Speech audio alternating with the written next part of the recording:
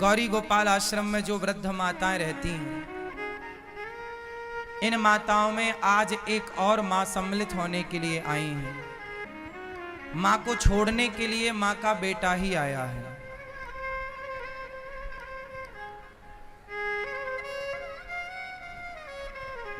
कहां से आई हो मेरी मां? मैं कलकत्ता वेस्ट बंगाल से आई हूँ। तो आप के घर में कौन कौन है? बस एक ही बेटा है, एक बहू है, एक पोती है। तो एक बेटा है, फिर बेटा के होते हुए यहाँ क्यों आना पड़ा? क्या करो, बेटा को भी जिंदगी, मेरा को भी जिंदगी बहू ने एकदम नरक बना दिया प्रभु जी। तो आपको यहाँ छोड़ने कौन आया है? छोड़ने तो मैं तो पहले एक हफ्ता पहले मैं आई थी, फिर आप लोग का आदेश के अनुसार बेटा को भी जाके बोला जो देखो चलो हमको वहाँ ठिकाना लगा दो, गुरु जी के चरण में बाकी दिन हम मेरा को बिताने दो, तुम जाओगी तो अब मेरा को रख लेंगे। तो बात कराओ बेटे से। क्या नाम है आपका? मेरा नाम गौतम भट्टाचार्य जी है। तो आप गौतम जी हैं? हाँ जी। तो आप अपनी माँ को लेके वृद्धाश्रम क्यों लाए हैं? क्यों सेवा नहीं करते अपनी माँ की? मैं खुद एक हैंडीकैप बन गया हूँ। क्यों? मेरा पिछले 2 साल पहले हार्ट अटैक हुआ था, फिर उसमें 5 स्टेन बैठा है। अच्छा। मेरा पेट के अंदर 32 स्टिचेस है। ठीक है। मेरा स्पॉन्डिलाइटिस है, तो मैं आधा ही खुद बीमार हूँ, तो मैं अपने माँ का ख्याल नहीं रख पा रहा हूँ। मैं फिनेंशियली पत्नी कहाँ है आपकी? पत्नी मेरे साथ है, लेकिन पत्नी के साथ मेरा माँ का 36 का आंकड़ा हो गया है। तो माँ का और पत्नी का 36 आंकड़ा है, तो वृद्धाश्रम में अपनी पत्नी को लेकर आते कि तुम जाओ वृद्धाश्रम, हम तो माँ के साथ रहेंगे। जिस माँ ने आपको पाल पोस कर बड़ा किया, योग्य बनाया, तेल मालिश करी आपकी, आप उसे लेके वृद्धाश्रम आ गए। बीमारी आपने बताई, तो बीमार आप माँ के लिए हैं, पत्नी के लिए बीमार नहीं है। उसके लिए ही बीमार हो। तो फिर पत्नी को छोड़ने क्यों नहीं आए वृद्धाश्रम? उसको बोलते तू चल वृद्धाश्रम, हम तुझे छोड़ने चलते हैं। जब माँ की और पत्नी की नहीं बनती, तो आपके हिसाब से किसे छोड़ना चाहिए वृद्धाश्रम में? पत्नी को तो छोड़ना चाहिए। फिर अगर मतलब physically strong and financially strong रहता तो मैं ये स्टेप ले सकता था, लेकिन मेरे पीछे ही एक और आदमी चाहिए, तो मैं माँ को तो कैसे? पत्नी तो है, पत्नी है जो पति को भी संभाल। यदि ऐसी स्थिति है कि चलो पत्नी आप कमजोर हैं, आपको बीमारी है, तो पत्नी अपने पति को भी संभाल सकती है और अपनी सास को भी संभाल सकती है। क्या दिक्कत है? क्या ये दास अनिरुद्ध 278 माओं को उसकी सेवा नहीं कर रहा है? यदि हम 278 माओं की सेवा कर सकते हैं, तो आप और आपकी पत्नी मिलकर आपकी एक माँ की सेवा तो कर सकते हैं ना? आपकी बेटा बेटी है आपके? एक बेटी है। तो एक बेटी भी है आपकी? हाँ जी। और बेटा नहीं है। तो बेटी है, तो बेटी का तो ख्याल रख ही रहे हैं ना बीमारी में भी? वो तो रखे हैं। तो फिर माँ का ख्याल रखने में क्या दिक्कत थी? कितनी जगह चाहिए माँ को घर में?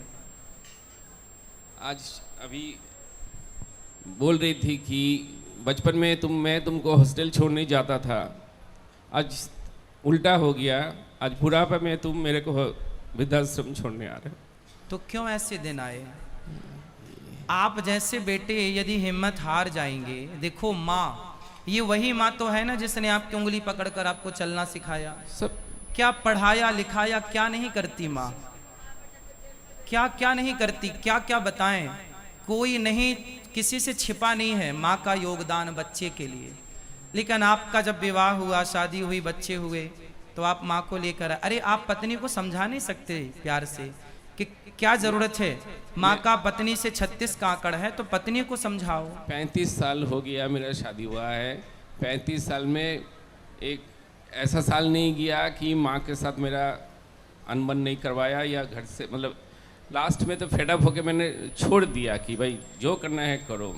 मेरे को पुलिस का धमकी दिखाता है कि मैं मतलब आपकी पत्नी को आपकी माँ बिल्कुल पसंद नहीं है? बिल्कुल नहीं तो क्या प्रॉब्लम था? एक ही लड़का हूँ ना, कोई इसका देवर है, ननद है, कोई नहीं है, एक माँ ही मेरा है। अगर सास 2 बर्तन रहेगा तो आवाज होगा, और सास कुछ बोल दिया तो। अब चलो देखो, यदि सारी पत्नियां ऐसी बोलने लग जाएं कि जी अपनी माँ को वृद्धाश्रम छोड़कर आओ, तब तो पूरे भारत की व्यवस्था ही बिगड़ जाएगी। बिल्कुल। सनातन संस्कृति की तो पूरी व्यवस्था ही बिल्कुल। बिगड़ जाएगी। ये तो बहुत ही मैं खुद इसको पाप मान रहा हूँ कि मैं अपने माँ को ऐसे जगह छोड़ के आ रहा हूँ ड्यू टू माई, मतलब मेरे वाइफ के वजह से मेरे को ऐसा करना पड़ा। तो आपकी वाइफ आई हैं? नहीं नहीं नहीं।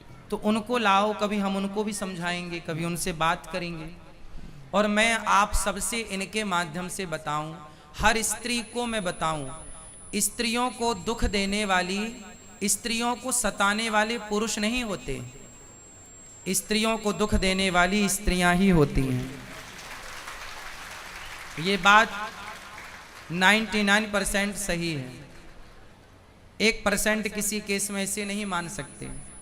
वरना यदि स्त्री, इनकी बहू जो माँ आई हैं, इनकी बहू एक स्त्री है, और एक स्त्री, और ये माँ भी एक स्त्री है, एक स्त्री ही दूसरी स्त्री का दर्द समझ सकती है। लेकिन नहीं, जिद पकड़ ली। देखो, तो आपकी पत्नी ने जिद कर ली कि आप छोड़ के आओ। बोला कि तुम्हारा मम्मी का जो भी जिम्मेदारी तुम करोगे, मैं कुछ नहीं करने बोलना है ना, मैं उनका मतलब कुछ हाँ, करूंगा। हाँ, तो आप कर लेते ना, आप माँ की जिम्मेदारी पूरी कर लो, आपको क्या दिक्कत है? पत्नी ना करे, पत्नी ना दे पानी, ना दे रोटी, आप करो ना।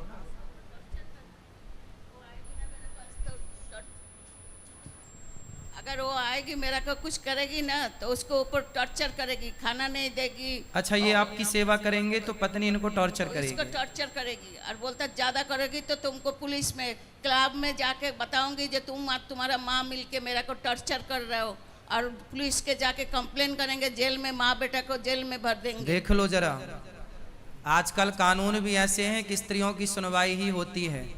वो कुछ कहेंगे तो ये माँ बेटे जेल चले जाएंगे। बोलती रहती। इसलिए कानून अंधा है। अब आप ही बताइए कि इस माँ को न्याय कौन देगा? ये कानून देगा, ये बेटा देगा, या इनकी बहू देगी, या समाज देगा? कोई नहीं देता। गुरु जी आपके चरण में मेरा तो स्थान। हम तो मैया आपकी सेवा करने को तैयार हैं, हमें कोई दिक्कत नहीं है। हम तो केवल अपने इस भाई को समझा रहे हैं कि तुम जो कर रहे हो, पत्नी को ही समझाओ। और मेरी हाथ जोड़ के प्रार्थना है हर स्त्री से, आप ऐसी सिचुएशन, ऐसी स्थितियां पैदा ना करें कि एक पुरुष अपनी माँ को लेकर वृद्धाश्रम छोड़ने आ जाए। चलो, ये पुरुष, ये माँ को वृद्धाश्रम, बात कराओ भैया से, ये अपनी माँ को छोड़ने वृद्धाश्रम आए हैं। अब आप बताओ कि ये आपने पुण्य किया या पाप किया? पाप किए हैं। पाप किया। बिल्कुल। अब बताओ कि यदि ये पुरुष पापी हुआ तो इसको पापी बनाया किसने? इनकी पत्नी ने। जबकि पत्नी पारक्षणे धातु से पत्नी बनती है। कहते हैं जो पत्नी अपने पति को पतन से बचाए, पाप से बचाए, उसका नाम पत्नी है। जिस पत्नी के कारण पाप करना पड़े, ऐसी पत्नी से भगवान बचाएं। ऐसी पत्नी से भगवान बचाएं। ऐसी पत्नियां होनी चाहिए जैसी आपकी हैं। चाहोगे? 7 जन्म का वादा किया है? बिल्कुल नहीं। हाँ, बिल्कुल नहीं। 7 जन्म का वादा नहीं किया? 7 जन्म का वादा किया था, लेकिन ऐसा पत्नी एक जन्म में ही मेरे को हड्डियों में, मतलब क्या बोलते हैं, दुब्बो हमारा बंगाली में बोलते हैं, ये जी, दुब्बा उगा दिया जी। तो 7 जन्म में कभी भी मैं ऐसा वाइफ नहीं चाहूंगी। तो 7 जन्म की कोटा उसने 1 जन्म में ही पूरा कर एक लिया। जन्म में। इसलिए ऐसी पत्नी किसी को ना मिले, ऐसी पत्नियां होनी चाहिए। आप लोग, कितने लोग अपने अपने बेटों के लिए ऐसी पत्नियां चाहते हैं? चाहते हैं? नहीं चाहते तो आप भी ऐसी पत्नियां मत बनना। जितनी पत्नियां यहाँ बैठी हैं, आप भी तो किसी की पत्नी है। ऐसी पत्नी बिल्कुल मत बनना। बनना सही है? क्यों? ऐसी पत्नी नहीं, भगवान कुंवारा ही रखे, साधु बन जाए, अच्छा है। सारी जिंदगी बिना पत्नी के रहले पर ऐसी पत्नी भगवान दुश्मन को भी ना दे जैसी इन्हें मिली है। चलो, तो आप चाहते हैं कि आपकी माँ को यहाँ रखा जाए? आपके चरणों में सर। हाँ हाँ, हम तो अपनी माँ की तरह सेवा करेंगे। यहाँ तो 278 माँ ऑलरेडी हैं। सुना हैं? देखा भी है। आपने दर्शन किया माँ का? हाँ जी। कैसी व्यवस्था है यहाँ माँ बहुत की? अच्छी है। अच्छी लगी? आप आते रहिएगा अपनी माँ से मिलने के लिए। जरूर, हाँ, क्योंकि मेरा तो माँ के साथ कोई दुश्मनी नहीं है।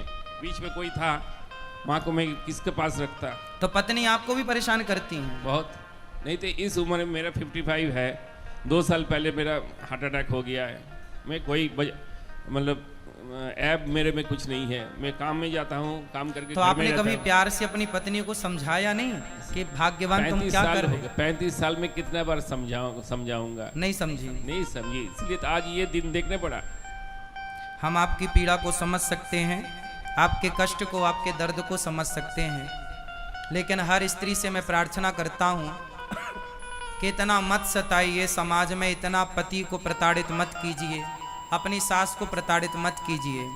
और कुछ कानून बनने भी चाहिए जो कम से कम इन माओं के पक्ष में कोई तो कानून हो। सारे कानून बहुओं के पक्ष में है, कोई कानून माँ के पक्ष में भी तो हो। बूढ़ी माँ बाप के पक्ष में कुछ तो होना चाहिए। मुझे कानून का कोई ज्ञान नहीं है, परंतु आपसे सबसे मेरी प्रार्थना है, अपनी अपनी माँ का पूरा पूरा ख्याल रखिएगा। ठीक है मैया, आप यहीं रहिएगा। ये बेटा आपका, एक बेटा वो है, एक बेटा ये दास अनिरुद्ध है। गौरी गोपाल आश्रम में आपका स्वागत है। ये दास अनिरुद्ध आपका बेटा बनकर अब आपकी आगे की सारी सेवाएं ये दास अनिरुद्ध करेगा। माइक दो मैया को। आपको चरण में कोटि कोटि ना प्रणाम। मैया, आप तो हमारी माँ हो, आप तो हमें आशीर्वाद दो बस और आप सदा खुश रहो। हम आप कोशिश करेंगे कि आप यहाँ खुश रहें और बस हम प्रसन्न यहाँ रहें। खुश रहेंगे, कैसे भी हो हम यहाँ खुश रहेंगे। यही खुशी मिलेगा। मेरा संसार का मोह खत्म हो गया बहुत दिन से। बस अभी आप बाकी दिन आपके चरण में यह पड़े रहे, इसी में मेरा शांति है।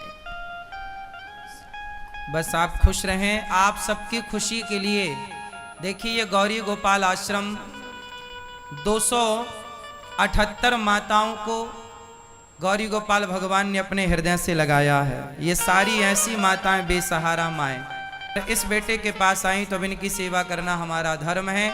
आप सबसे प्रार्थना है, आप भी इन माँओं की सेवा के लिए इन हाथों को जरूर बढ़ाइएगा।